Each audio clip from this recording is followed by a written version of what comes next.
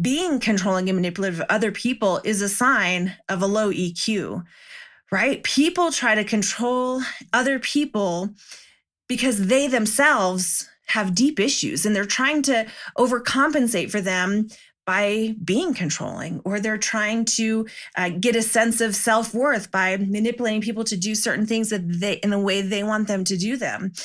And it might help them in the short term, but again, once people figure it out, they get sick of it really quick. And it's going to have a very negative impact. And if somebody's doing this in a business, it's going to have a negative impact in the business. If they're doing this just in their general life, it's going to have that impact there. And how do you know if you're being this person? Well, maybe there might be hints, maybe there might be outright neon signs that people are giving you, right? So it's learning to recognize what is controlling behavior and am I doing it, right? Am I doing it?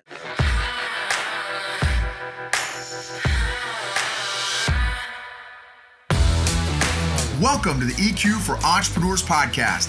Like most business owners, you already know you need good business and marketing strategies to scale and be profitable. But at some point, you've hit the dreaded wall where you feel stuck and frustrated. EQ for Entrepreneurs is for business owners and leaders who are honest enough to admit that they just might be the ones holding their business back and are brave enough to change that. We're Noble and Kathy, and every week we're having candid conversations about all things emotional intelligence and how growing that has allowed us to get out of our own way and is radically transforming both our businesses and our personal lives. This is the secret sauce strategy for modern entrepreneurs who are tired of hustling without seeing results and want to grow a business and a life that they love.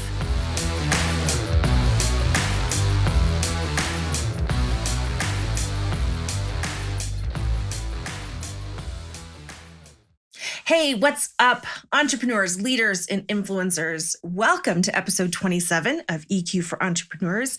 It is just me today because I read something just this week about emotional intelligence that absolutely made me stop in my tracks. And in fact, it kind of made my blood run cold. Maybe it made it boil a little bit, and you'll find out why in just a minute. But I knew I had to share it with you guys. So I knew that I had to do this episode because I thought we got to talk about this. But first, I want to invite you to join our free Facebook group. It's called Emotionally Intelligent Entrepreneurs, and you'll see it. It's the EQ for Entrepreneurs podcast. It's a new group, so we're just getting it up and running, but it's a great place to discuss this EQ journey that you're on with other entrepreneurs who are also growing their EQ and their emotional intelligence. And I really, really hope that you're into personal development as much as you're into marketing, sales, and networking strategies, because those things are important. Yes, you have to have those to grow a business, but the reality is you are your business. And if you're not working on growing yourself, your business will eventually plateau.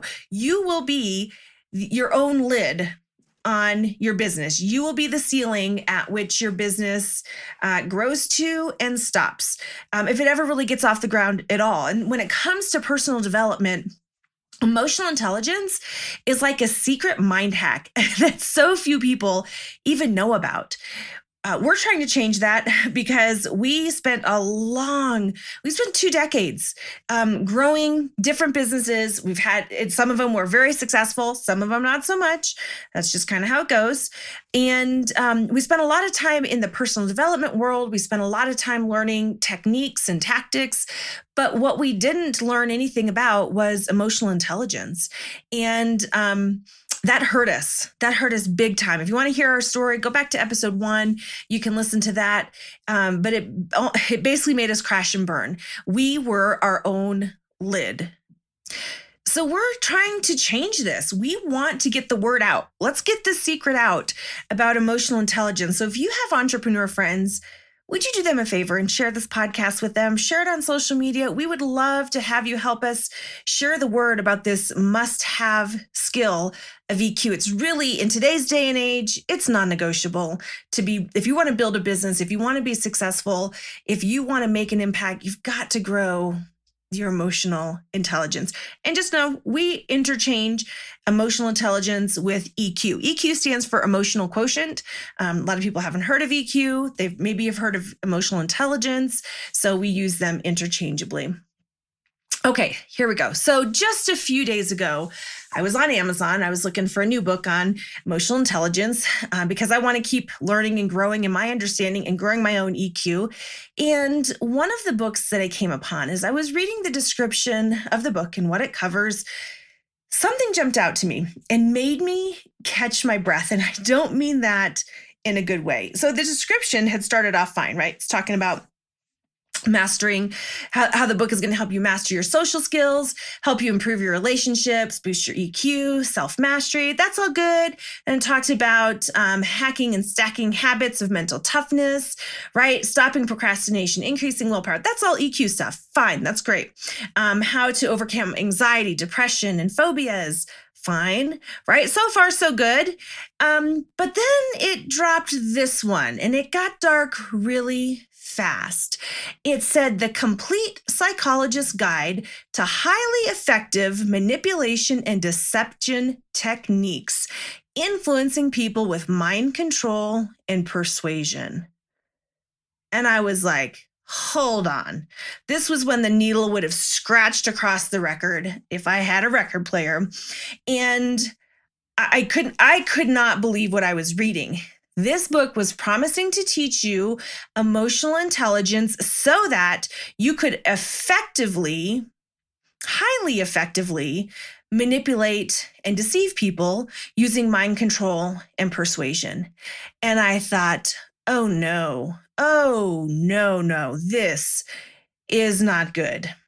This is the dark side of EQ, the dark side of emotional intelligence, because yep, there are emotional skills that can be used to control and manipulate other people. And I want to be very clear.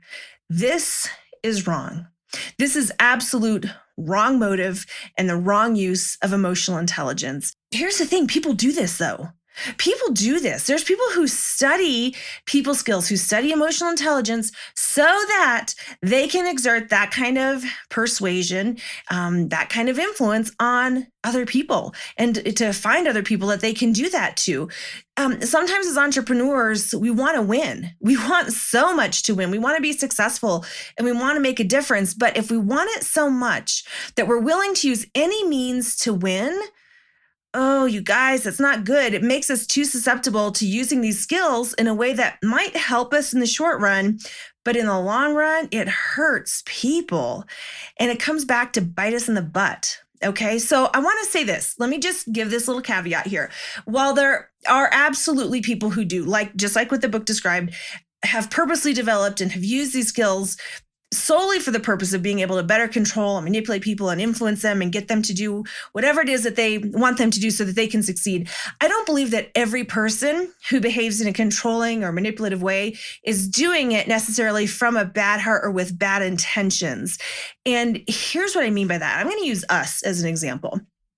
Okay, there were certain things over the years that we had read from people's skill books, that we had learned from other people, that we had seen modeled, that we had thought that we were supposed to do to be successful or to lead people well or to help them. And we were young and we just thought, that must just be what successful adults do to be successful in the world and to build a business and to be an entrepreneur. And we truly thought we were helping people.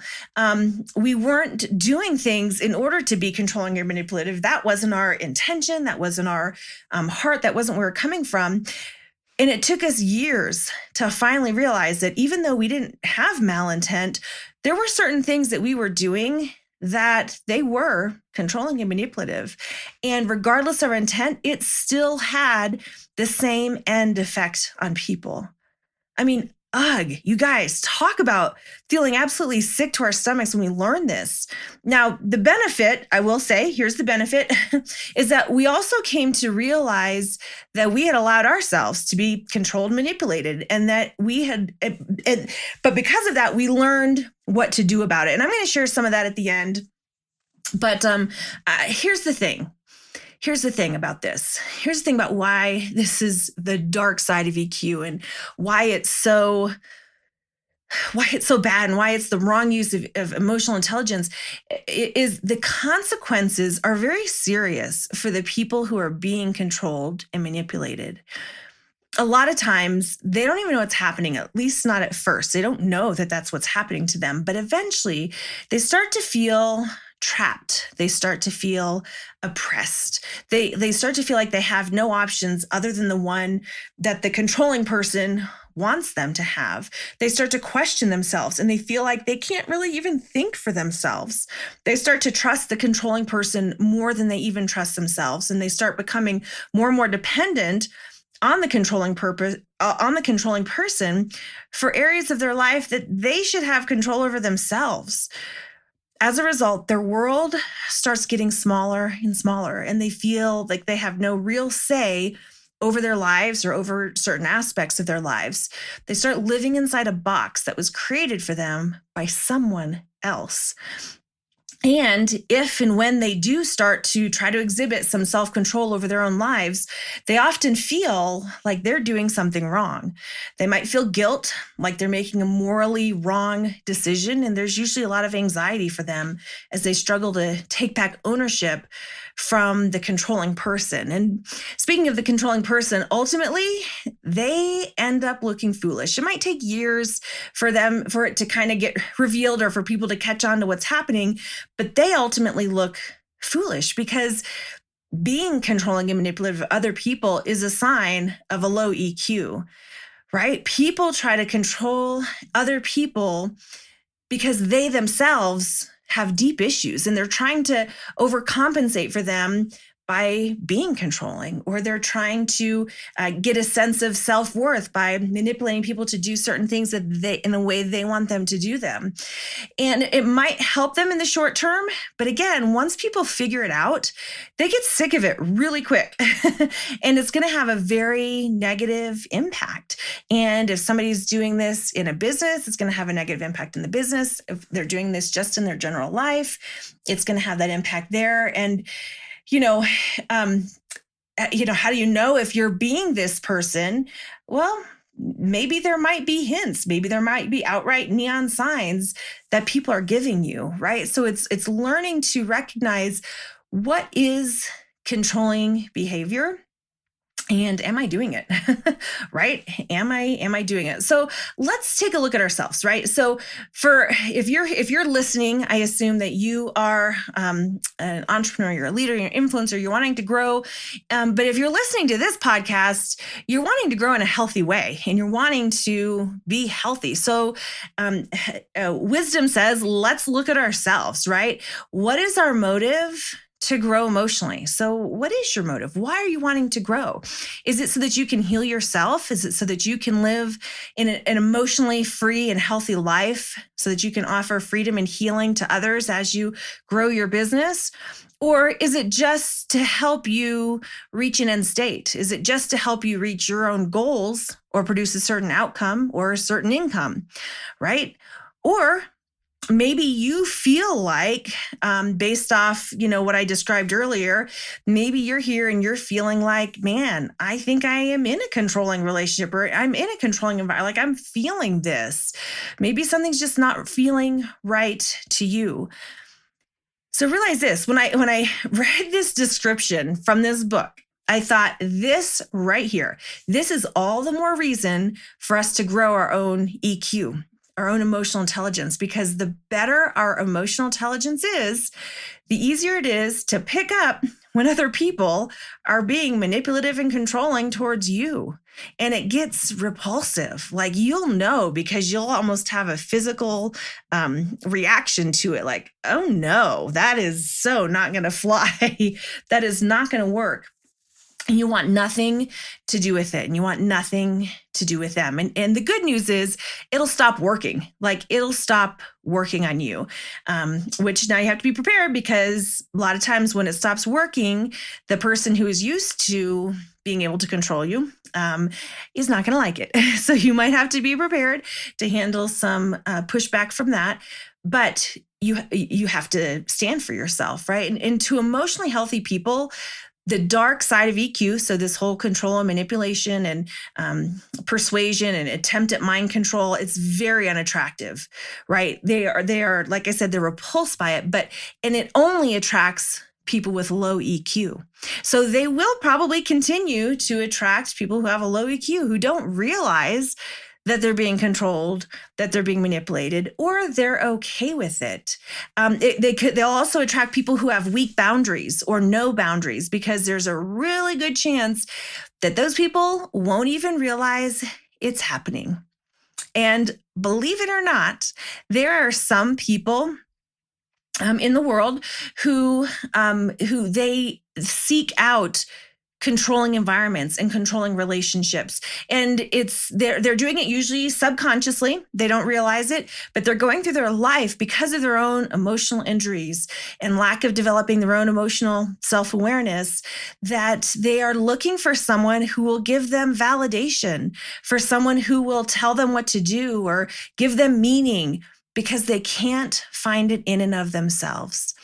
And when you can't find validation in and of yourself, when you can't find purpose in and of yourself, if you can't find what you should do in and of yourself, or from your relationship with God, if you believe in that way, or if you have a faith, or from something else, you're going to look for it from somebody else. And here's the thing: in this world, there will always be somebody ready to give that to you.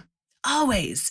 There'll always be somebody ready to give you theirs. There'll always be somebody ready to give you validation as long as you do what they want you to do, right? So that's why it's so important, this whole process of learning, growing your own emotional intelligence is so important, because if you don't, somebody else will step in, and they will be all too happy to give you their agenda for you to follow. So where do you start?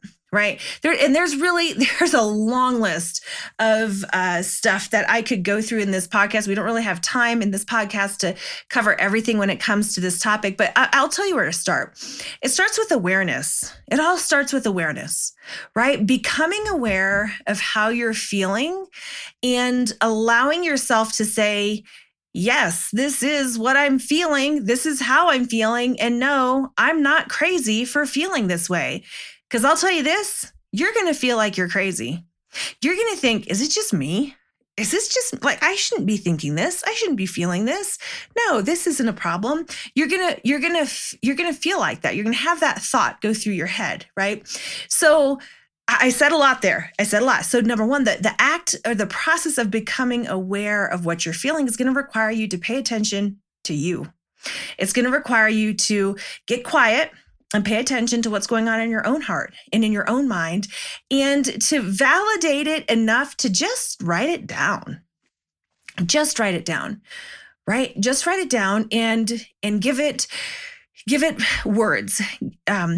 We talk a lot about on this podcast about how if you can name your feelings and emotions, the battle's half won.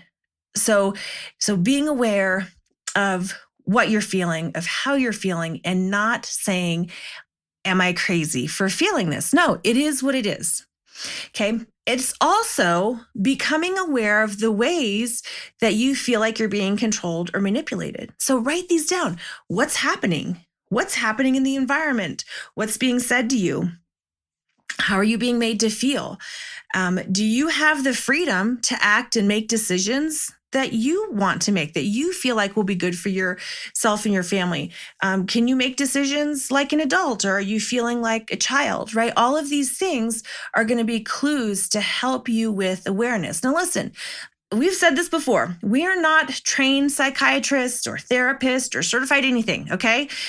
We are just entrepreneurs who have and are still experiencing the freedom that comes from getting emotionally healthy. So these things that we share are the things that we've done and things that we're doing and what we're learning along our journey to becoming an emotionally intelligent entrepreneur. So we would love to have you keep listening to our podcast, and we're going to keep talking about these things. But like I said, there's too much for us to cover in just one podcast episode. And though we'll keep tackling these in future, I want to give you resources. Like, I want you to dive into this on your own. I want to share some resources so you can study for yourself. Like, don't take our word for any of this, dive in and do some reading and study for yourself, because this matters. This is your life we're talking about. It's too short. It's too short to live it under the control of someone else. While it won't be exhaustive, we're going to continue adding to this list over time, but we have compiled a list of some of the books and resources so far that have helped us grow in this area and on our emotional intelligence journey in general.